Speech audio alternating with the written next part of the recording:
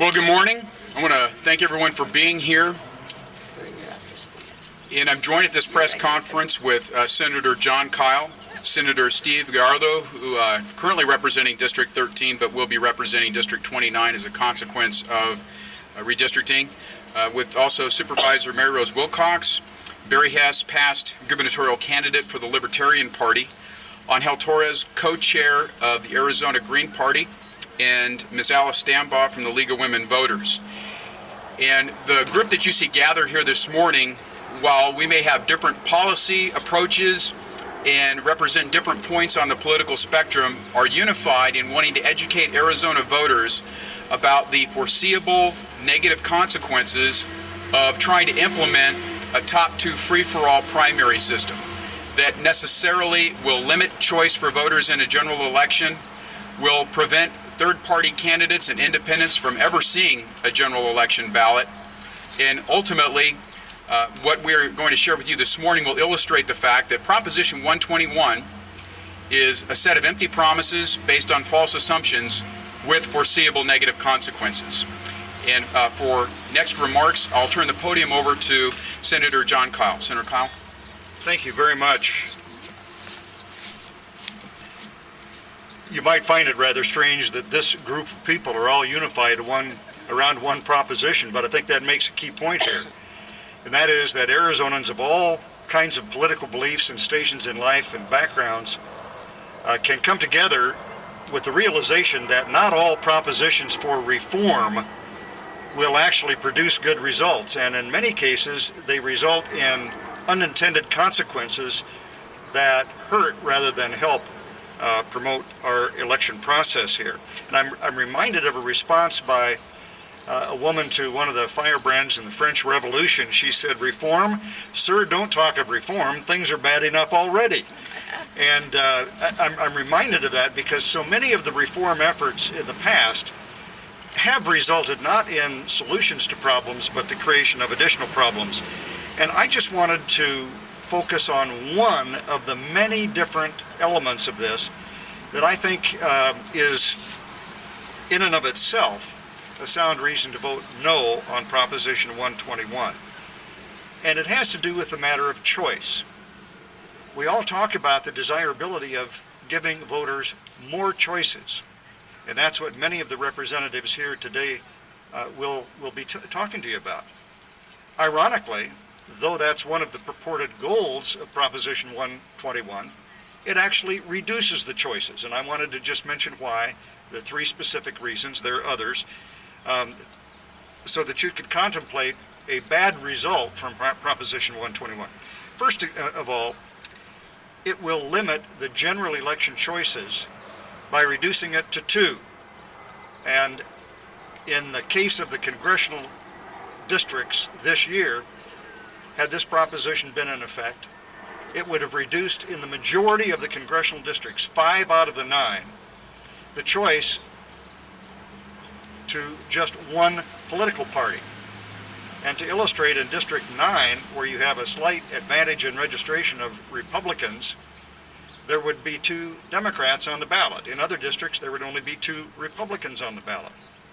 So this reduces the choices rather than enhancing them. And it's the same with the state legislature. In the state senate, I think there are 8 of the 30 state senate races, and half of all of the House races would be reduced to one party. No choice at all as a result between the 2 major political parties. It would wipe out the third-party nominations, and some of our third-party friends here will talk a little bit about that. I know I never used to like having to debate Barry Hess, for example, but he always made me a better candidate, and I'm willing to acknowledge that now that I'm not running again, Barry. But he did, and I think it's important for us to have the other kinds of political parties, as well as independents, be able to campaign and to put their name out before the voters. To diminish that, their ability to be in a final runoff in the general election is obviously to reduce choice. And third, parties with multiple candidates in a race would be at a definite disadvantage, and you know that they would react to this. By that I mean, take District 9 for example. Both parties, 2 major parties, had multiple candidates. I think Republicans had 9, if I'm not wrong, and Democrats had 3. And the result of that is today to give voters a lot of choice. With Proposition 121, however, that choice would be eliminated. And why do I say that?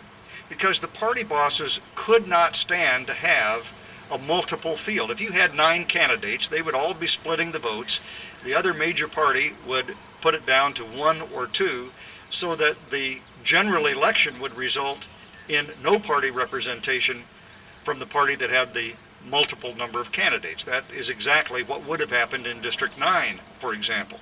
With only 3 candidates, as opposed to 9, the Democrats would have the top 2, and the Republicans would have nobody running in District 9.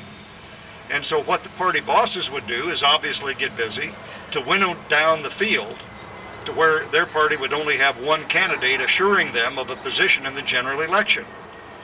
So does that give voters more choice? Does it take away the power of the political bosses? No. It has exactly the opposite effect. It's just another reason why voters should be very skeptical of a reform that purportedly gives them more choices when in point of fact it provides them less. Arizona Republic columnist Bob Robb put it this way, and I'm quoting, "Decisions currently made by voters in primaries will move to backroom processes with little public participation." End of quote, and I think he's right. Well, this is just one of the several reasons why I urge an opposition to Proposition 121. It seems to me that the proponents have looked at a problem in Washington, D.C., problem of gridlock, which is a real problem, and they've tried to solve it with a change to Arizona election law, where we don't have that same kind of problem here in the state of Arizona. So unfortunately, I think they've misdirected their effort, and we really ought to be directing at solutions that relate to Washington, D.C., and not mess up the process that's worked pretty well here in the state of Arizona by diminishing choices that voters have today and would not have if Proposition 121 passes. So I strongly urge Arizona voters to reject Proposition 121. Thank you, Senator Kyl. And next we will hear from State Senator Steve Gallardo. Thank you, Bill. Just real quickly for the record, State Senator Steve Gallardo, District 13, Southwest Phoenix. I come here today to speak in opposition to Proposition 121. And you kind of have to scratch your head and wonder exactly what we're attempting to do with this particular proposition. You talk to some of the opponents, they said, well, if we have this type of proposition, we're going to offer more choices. But I think that Senator Kyl pointed out, you're not going to have more choices. You're going to have limited choices, if any. So you start looking about what other accomplishments are you going to have when Proposition 121? Well, we'll increase the number of independents coming out to vote. Well, let's look at California, the most recent state to pass such a measure.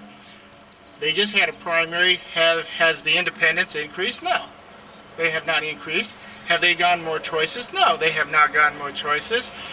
Now let's look at how it's going to impact other segments of society. Let's talk about the Hispanic community, minority community. How is it going to impact Native Americans to have representation there at the state capitol, or have an opportunity to elect a Native American to the United States Congress? Are they going to have that opportunity under Proposition 121? The answer is no. The answer is it closes the doors for opportunity, it closes the doors for choices. You look at California, one of California's districts, you had 5 Latinos running in one particular district, and 2, let me just step back, perhaps, and 2 non-minorities. What happened? The minorities split up the vote, and you had 2 non-minorities now representing what is, for the most part, a minority district. Is that what we get out of Proposition 121? Is that what the voters' true intent was? No, that's not what they want. But if you look at what we should be doing, is encouraging people to get out to vote, encouraging folks to participate in our election.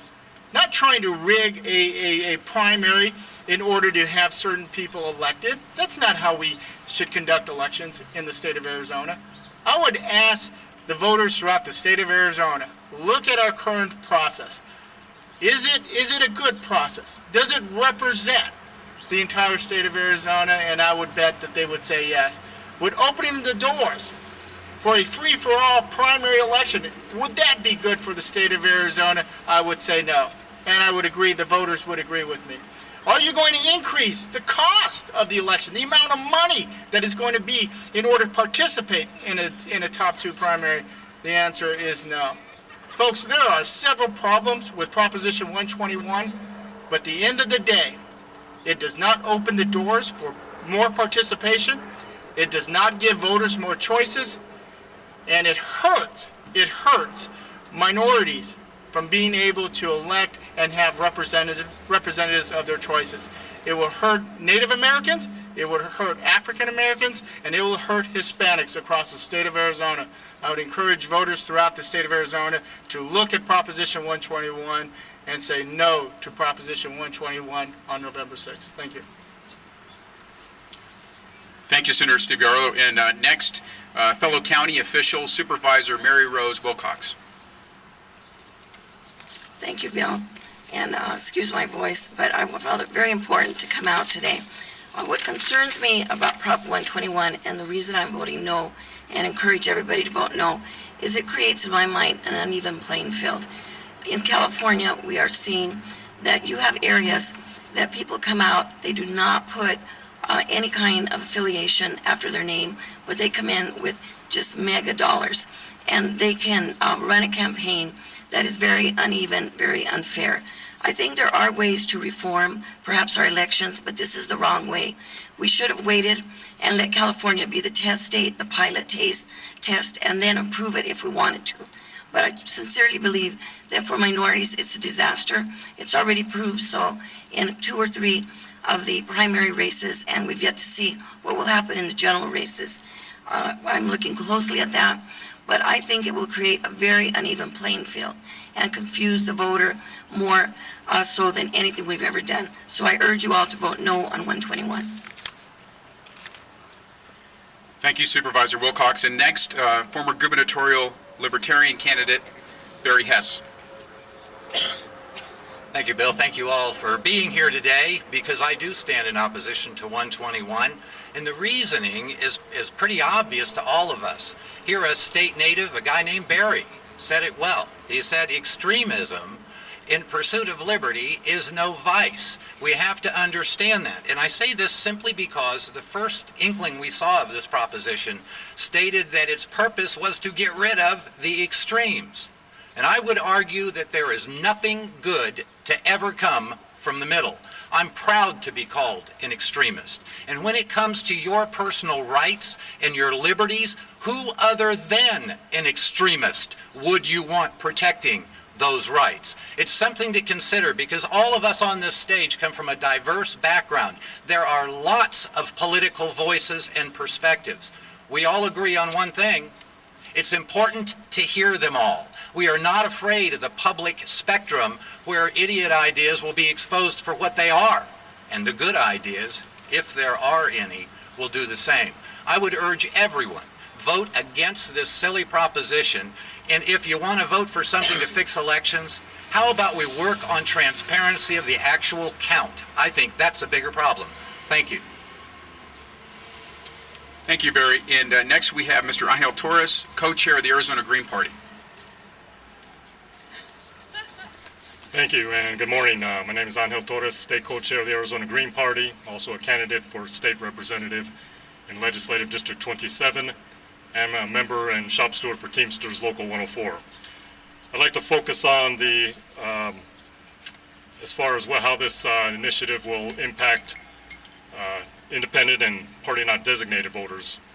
Arizona's open primary law already allows independent and party not designated voters to vote in the primary election of their choice, the one exception being the Libertarian Party, which has a closed primary.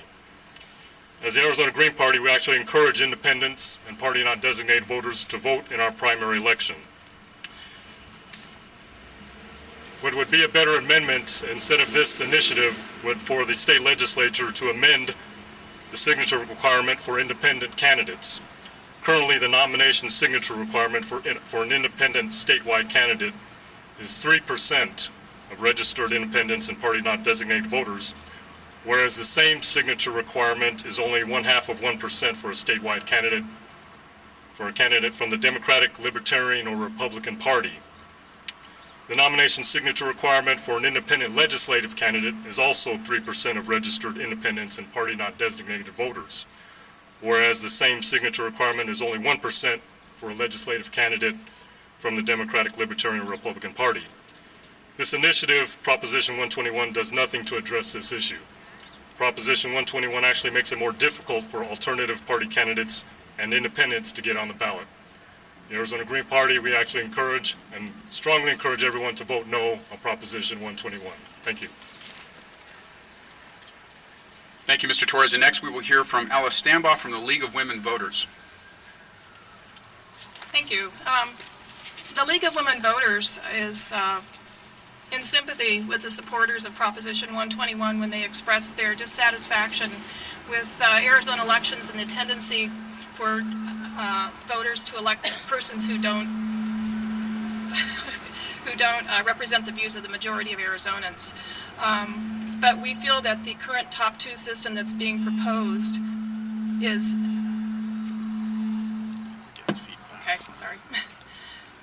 does not have a proven track record in any of the other states in which it's been tried in regard to what it promises. The position that the state league has taken is that Prop 121 will actually reduce the voice of voters in the general election, which is where most people vote, because not all parties will have a representative on the general election ballot. Although we do not oppose or support parties, we do recognize that parties are vehicles for values and points of view, and we do believe that it is a good idea when they're on the general election ballot, there is an option for a party to have a representative for people to vote for. Otherwise, you potentially have a percentage of citizens who have no one to vote for, and therefore no way to express their views on issues. We have a number of highly partisan districts in Arizona, and it's possible that the top two in those districts would be members of the same party. And we feel that this might decrease voter turnout because essentially you would be asking, for example, Democrats to decide which Republican to represent them, or Republicans to decide which Democrat to represent them, and a lot of people would simply not vote in that case. We also believe that party power will actually increase because behind the scenes, perhaps, the parties will be making sure that the number of candidates who run are winnowed down to one, so that there will not be the possibility of vote splitting. There are lots of other problems with this, but essentially the league is, the ones that I've mentioned are the main ones, and we ask you to vote no on Proposition 121. We think there are much better solutions. Thank you. Thank you, Ms. Stambaugh. And to wrap up a couple of points before we go to Q&A, again, there is absolutely no objective data to support the proponent's contention that Proposition 121 would increase the involvement of independents, let alone any other voter. There is no objective data to support the conclusion that this would result in so-called more moderate candidates. One person's moderate is another person's extremist. One person's extremist is another person's hero. No data to support that. The claim that this would end taxpayer funding for partisan primaries is illusory. If you don't call it partisan, it's still a primary that's going to be funded by taxpayers. And lastly, the insinuation that this would make elections somehow similar to municipal elections is quite simply false. Municipal elections do not show a candidate's party affiliation. Under this initiative, there will still be an affiliation represented on the ballot. You'll get 20 characters to come up with whatever you want. You can put yourself down as a member of the Mickey Mouse Club, the Donald Duck Party, or the Pluto Party. Likewise, this is just goofy. And finally, what people need to understand here too is that the assumptions underlying this initiative, that this will somehow end gridlock, will create a nirvana for voters, as has been illustrated by other speakers thus far, is flat out false. There's not one single state that implements this, and by the way, there are only four states around the country that have something similar. They've not had that sort of experience. So those are the points that we want to illustrate here this morning. And I also, just by the fact with the people who are here today, these are the voices that are illustrated and represented in primaries and on general election ballots. This election would be the last time you ever see these kinds of points of view represented on a general election ballot if voters are misled and vote in favor of this. And that is why we all, with one unified voice, urge people to vote no on 121. Your questions? You guys said this would reduce the choice that voters have in general elections. But if you're a Democrat in Trent Frank's district or a Republican in Ed Pastor's district, you can't really say that those voters have a choice in the general election. I mean, it's pretty much pre-decided, right? Well, under the current system, there's absolutely nothing preventing Republicans from running a candidate against Congressman Pastor. There's absolutely nothing preventing Democrats from running a candidate against Congressman Trent Franks. Likewise, there's nothing preventing a member of the Green Party or a Libertarian or an independent from getting on the ballot. If this were to pass, it forecloses all those third-party candidate options, and it necessarily then creates a much more difficult environment for candidates to run. It was alluded to earlier, and we saw this in California. The amount of money spent in primaries doubled, or almost doubled, from $23 to $43 million. Therefore, only the candidates who are able to collect enough cash and generate enough support among blocks of votes have the greatest likelihood of success. That's an invitation to corruption, and it's an invitation to disaster and vote manipulation. We do not have that in our current primary system, where if you get out and work hard for your candidate, you will be on the general election ballot. You will have an opportunity to make your political arguments. In those districts, the general election, like Frank's and Pastor's, the general election is still a foregone conclusion from day one. Well, but you know, Jeremy, to that point, that's a consequence of the Independent Redistricting Commission, which was a prior promise of reform. That didn't work out so well, did it? And this isn't going to do anything to address that. The other thing you have to remember, too, is that Proposition 121 will be a voter-protected act. So all of the foreseeable negative consequences that have been addressed this morning cannot be so readily rectified. It's why we're continuing to deal with some aspects of the IRC that people are very frustrated with. It was protected by Proposition 105 from the past, so it would take a whole other effort to try to straighten it out. And I will tell you, too, that you'll hear proponents talk about lack of competition. The lack of competition in some of those districts is not a consequence of our primary system. It's a consequence of a prior promise for reform. In California right now, as a consequence of the top two there, 20% of the congressional districts do not have any competition. There are two people from the same party represented on the general election ballot. That's not choice. That's not the representative democracy Arizona has enjoyed for 100 years and what voters have come to expect. Real quick question, you use the dollar sign in the word schemes. Are you implying that somebody's just trying to make some money off that? Can you explain that? Well, under the system, too, I mean, you've got one political consulting firm that's earned almost $1 million out of this so far. And under this scheme, because keep in mind how this could work. You run a stalking horse candidate in order to encourage support for your candidate, and this happened in a California district. They had a moderate Democrat representing a district, and there were some labor unions and other groups that weren't happy with that representation. So they ran a liberal Democrat candidate, and they ran a conservative Democrat candidate. The liberal candidate even put $40,000 into the conservative Democrat, whose sole job was to tear down the moderate. They succeeded. The moderate is now no longer going to represent that district. Likewise, too, is you're going to have consultants who will start testing messages for how their candidates should register to vote. Under this scheme, you know, I joked about Mickey Mouse Club, but you could put down as your registration Bill Montgomery Law and Order. And you'll have consultants testing whether or not that sort of a label works for a county attorney race or in a particular district. People, not politics. Free food. Power to the people. And you will see people generating money then as a consequence of being able to go out and create mischief like that. This particular effort, too, has already seen out-of-state money coming in to the tune of, I think we're in excess of $100,000 now.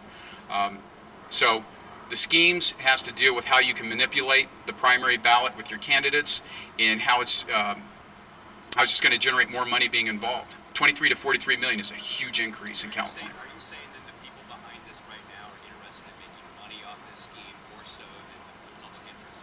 I'm not drawing that conclusion, Dennis. No, not at all. In poll testing messages, that's not done now. Oh, well, they are, but the difference is this. When you run in a partisan primary, and you've got a particular message that you're presenting, that's going to get vetted by voters within that particular party. They're going to be able to determine whether or not you're just feeding them a line, or if you truly are reflecting that particular party's political values. That's the inherent benefit of having partisan primaries. They get vetted. When you go to this type of a system, an open primary, where you could have 10 candidates on the ballot, voters are not going to have the same means to be able to rely on the same information sources to determine who really is reflective of whatever label they're presenting. Senator Kyl, you mentioned something about disempowering party bosses, or party bosses would get very busy to really move down their field. Doesn't that already happen now? No, it is pretty obvious from this year's election. I mentioned CD9, for example. If you had party bosses telling the 3 Democratic candidates, 2 of you have to get out, well, it didn't happen. And you had 9 Republican candidates, and that field was not winnowed either. And the net result was that on the Republican side, because you had 3 times as many candidates, they all split the vote up, and the top 2 on the Democratic side had more votes than anybody on the Republican side, again, with a slight Republican registration advantage in that district. So, no, the fact is, this may prove somewhat controversial, but I believe part of our problem here in the state of Arizona is that neither of our 2 political parties are as strong as they should be. And I say our 2 major political parties. I could argue that having strong political parties beyond Republican and Democrat up to a certain point is a good thing as well. But both parties, both the Democratic and Republican parties, in one way are strengthened by the fact that there are so many people that want to run, and voters have more choices, and I wouldn't want the big bosses to come in and change that. Supervisor Wilcox, in this passage, you guys have talked about free clearance issues in the past. Do you plan on asking the Department of Justice to reject free clearance? Definitely. We'll look into it. We'll probably get MALDEF, the Mexican American Legal Defense Fund, to assist us in it. But definitely, anything that dilutes minority participation, it's hard enough to get diversity in elected offices. We have to fight. And one of the things, Jeremy, is many of the organizations such as MALDEF, they're currently looking at what goes on in California. And come November, if things continue to pan out the way they are, you're going to see MALDEF and other national organizations jumping on board and saying no, that this cannot continue. We cannot have this type of policy when it comes to our election process turned upside down, not in California and not even in Arizona. And I would foresee a strong opposition and push, at least the Department of Justice, to not pre-clear Proposition 121, should it pass. What are the chances of success? I mean, one of these California races, but as DOJ folks will tell you that candidate of choice doesn't necessarily mean a candidate of the same race or ethnicity. I mean, you're talking about the district where I believe it was 4 Latino candidates and 1 Democrat. And let's not compare California to Arizona now. We're talking apples and oranges, okay? California is not even covered under the Department of Justice. The entire state's not even covered by the Department of Justice. Arizona is. The entire state of Arizona is covered under Section 2 and 5 of the Voting Rights Act. So those issues right there will come to play. Should Proposition 121 get passed, it will be considered by the Department of Justice and how it will impact the entire state of Arizona. I mean, not only Hispanics, but Native Americans as well, who I think will be equally impacted under a top 2 primary system.